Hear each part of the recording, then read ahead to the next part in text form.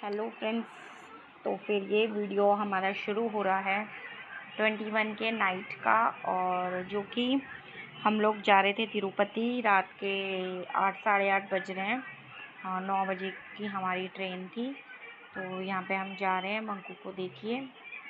और इस बार हम स्लीपर में जा रहे हैं क्योंकि हमें एसी में नहीं मिला। तो दोनों बच्चों का फर्स्ट एक्सपीरियंस रहेगा स्लीपर का। देखते हैं कैसे परेशान करते हैं या कैसे हम बिहेव करते हैं ये लोग ट्रेन के अंदर।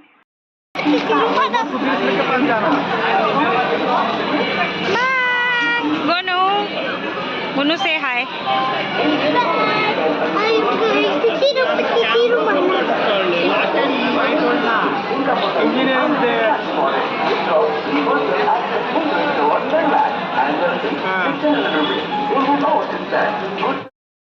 देखो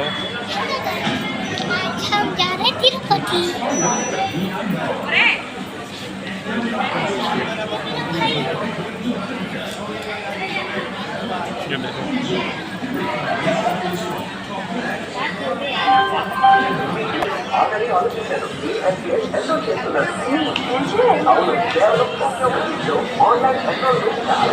ఇంకా టికెట్ కోసం చూస్తున్నారు ఈరోజు NPS.org.in లో ENPS అకౌంట్ ఓపెన్ చేశారు.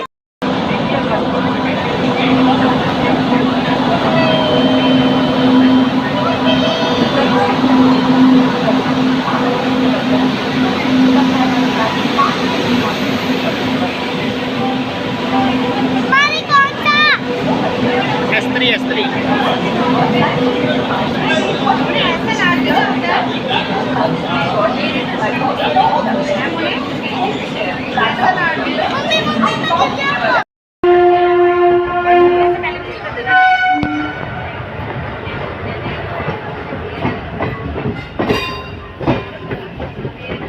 अभी इसमें दरवाजा।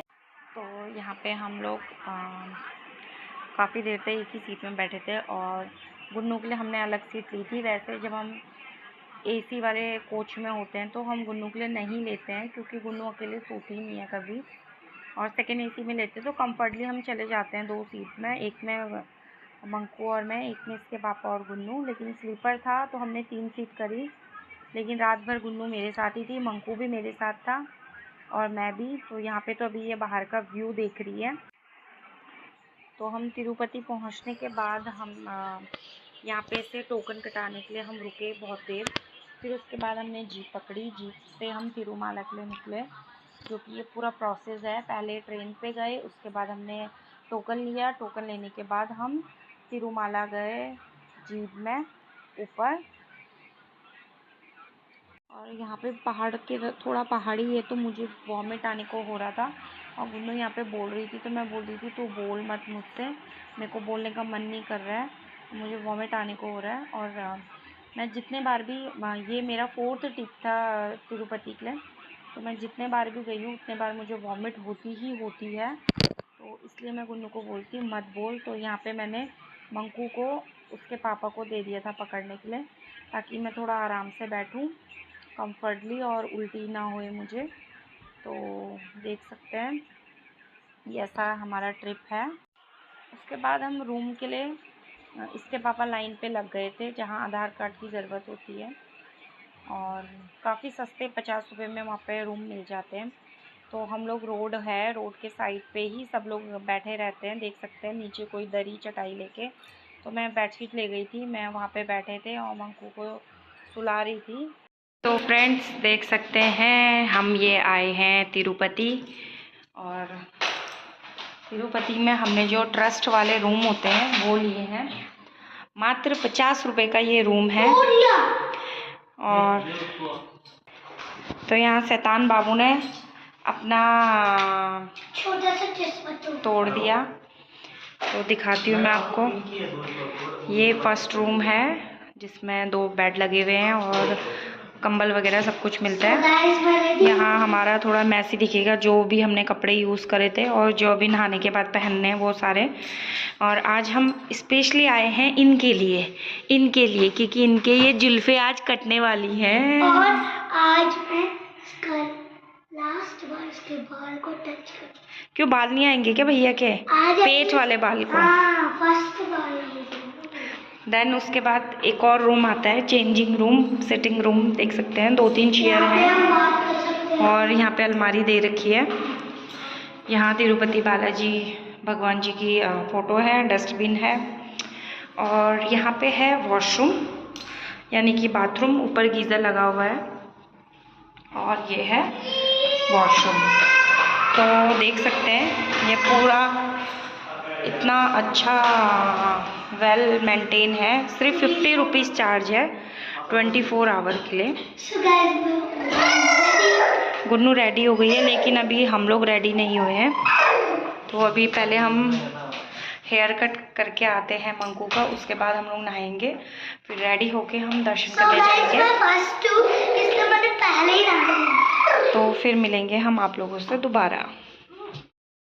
तो फ्रेंड्स हमने मंकू का मुंडन कर दिया है, जो कि मंकू बहुत क्यूट लग रहा है और ये रोया भी, इतना भी नहीं रोया लेकिन रोया मेरा बच्चा।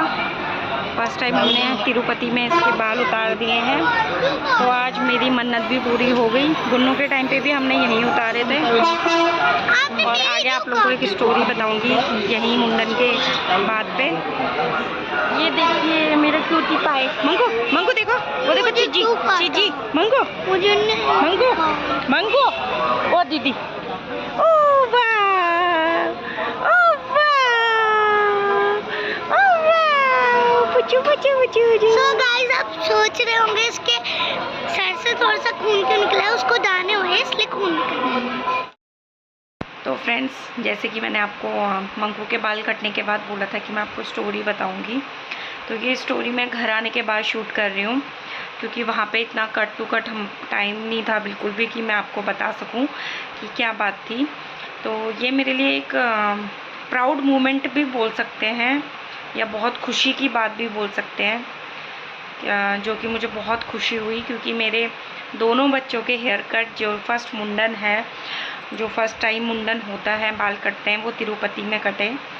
और 35-36 ईयर पहले इनके पापा के जो फर्स्ट टाइम मुंडन हुआ, जो बाल कटे, वो भी तिरुपति में कटे। इनके चाचा के भी तिरुपति में कटे फर्स्ट टाइम हेयर।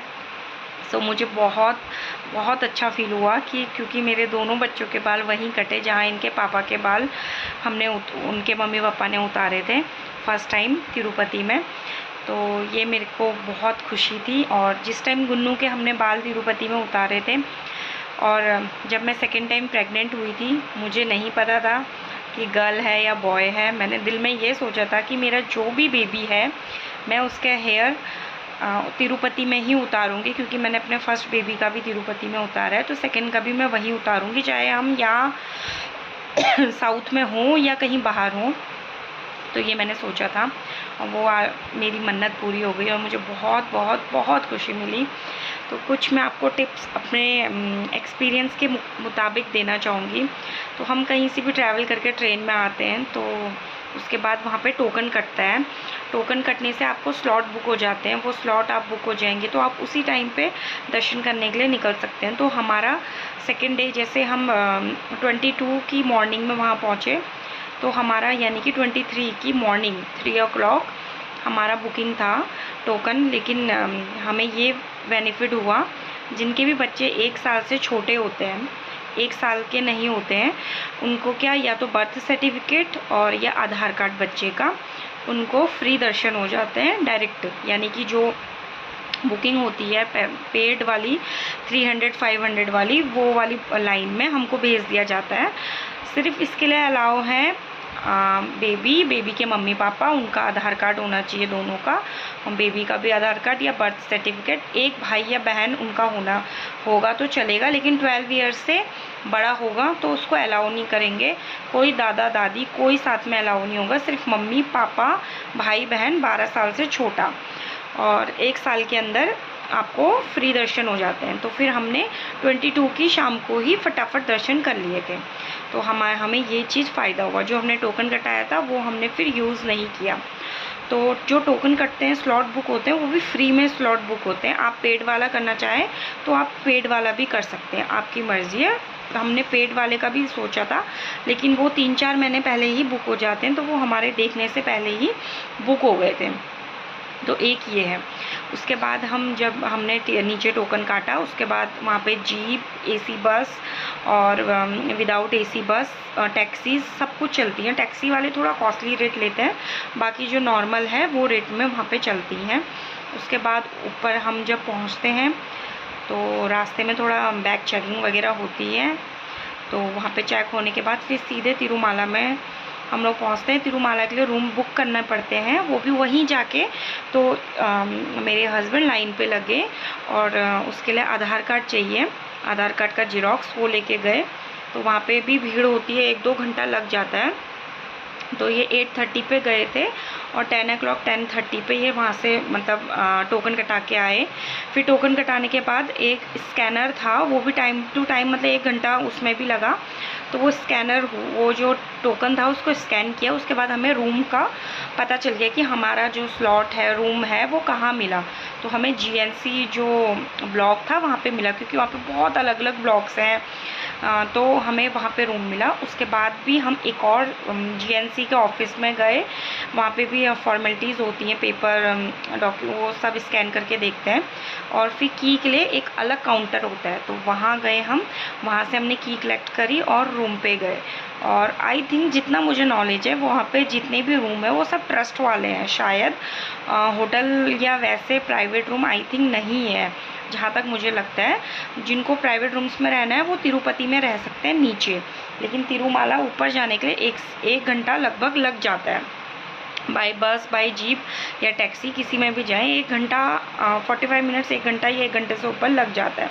तो ये छोटा सा टिप्स आपके संग शेयर कर रही थी। अगर आप लोग भी कभी तिरुपति जाएं तो क्या पता ये टिप्स आपके लिए काम आए, और वहाँ ज़रूर जाइए, ज़्यादा से ज़्यादा लोग जाइए।